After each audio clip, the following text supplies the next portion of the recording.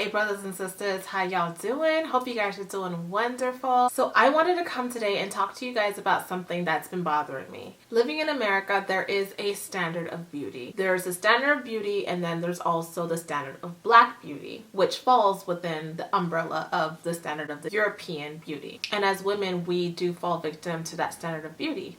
So what am I talking about? I'm talking about hair texture. I'm talking about skin complexion.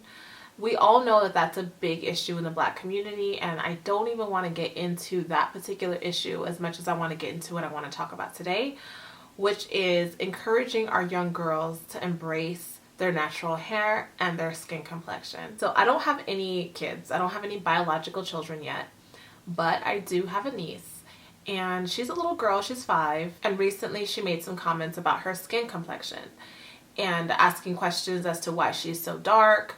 Why is everybody in her class peach? You know, asking those kinds of questions that kids do tend to ask. And of course, I know the next question is going to be her hair, because her hair is natural and it's gorgeous and she wears lots of little cute hairstyles, but that will be the next question.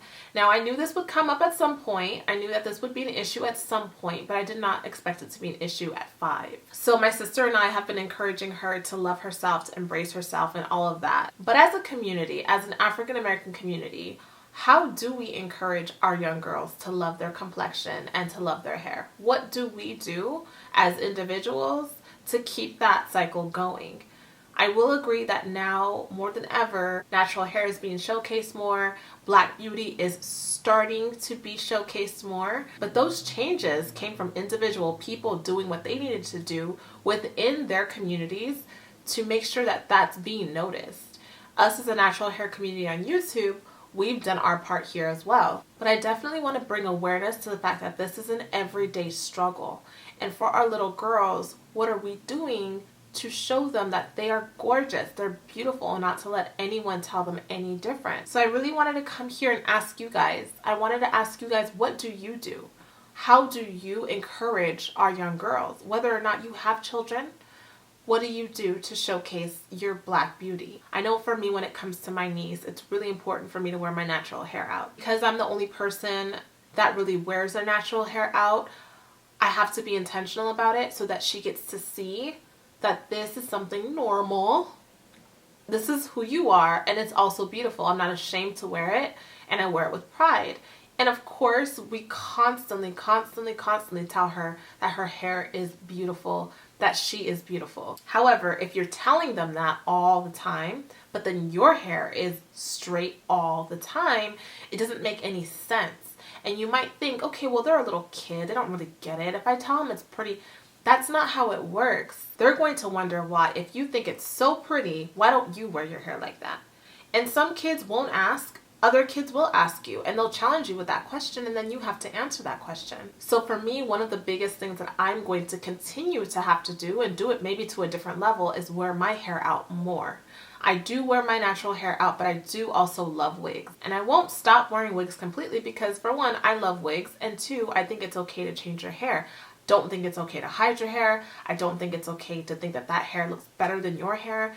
It's a mentality, but I do need to showcase my own hair more often, or natural looking wigs. For example, this hair I'm wearing right now is not my own hair. However, my own hair looks exactly like this. I just don't feel like doing my hair today. But it's that conscious wearing my hair out as an example. And it's not just for my niece, it's for all the little girls out there, because there are tons of little girls out there who don't get to see that. And in trying to break away from these stereotypes, we have to be that example. Also, buying lots of books. We buy her lots of books about Black beauty, about embracing your skin complexion, about embracing your natural hair. There are a number of books right now on natural hair for little girls that showcase their Afro puffs and teach them how to love their hair. There aren't enough. I've probably seen maybe 10 or so. There's not enough, not nearly enough. But that's a start. It's a start to start reading them those books and having them see themselves in their literature, in their toys. Everything you do, they're paying attention to. This is their world, and they're trying to figure it out. So if you're buying them toys, you have to be conscious of what you're buying them. When I buy my niece dolls, I buy her dolls that look like her. Yes, of course, she's 5. She wants Frozen and princess this person and princess that person, and that's okay. But there has to be balance. You can get this princess, but you're also going to get this doll, because you need to see yourself in everything that you have, because the society will tell you that you are not beautiful, you are not good enough. So that needs to start from day one at home. I know the importance of learning a skill, a talent, taking your gifts to the next level, but I do think that it's also important that when you do that, it would be good to do it at a place where you get to see people who look like you. So if your daughter is in ballet, why not take her to a black dance studio so she can at least dance with girls who look like her if she doesn't get to be with girls who look like her at school? Try and find that balance somewhere, whether it's at church, whether it's through a different organization like Girl Scouts, but there needs to be a place in that little girl's life where she gets to be around people who look like her, and is also empowered every single day at home that she is just as beautiful as everyone else, and her color does nothing to take away from her beauty. But once again, they may not believe it unless you're also showing it.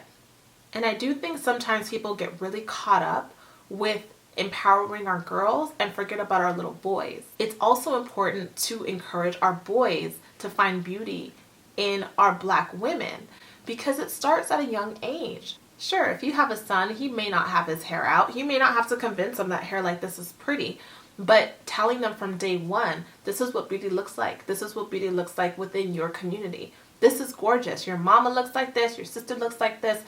This is beautiful. This is you. Encouraging our boys at a young age to also have an appreciation, a love, an affinity for black women, for dark skin, for natural hair is important. They also need to see that, because that's going to shape the way that they see beauty. I think we need to work harder as a black community to continue to love ourselves, to continue to love one another. It's bad enough that out in the world we're told we're not beautiful, but it hurts even more when it comes from our own people.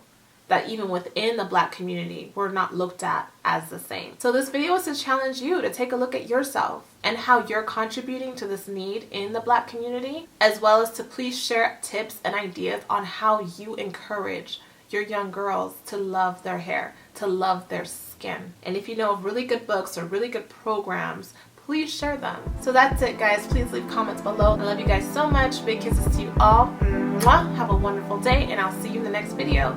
Peace, love, and light.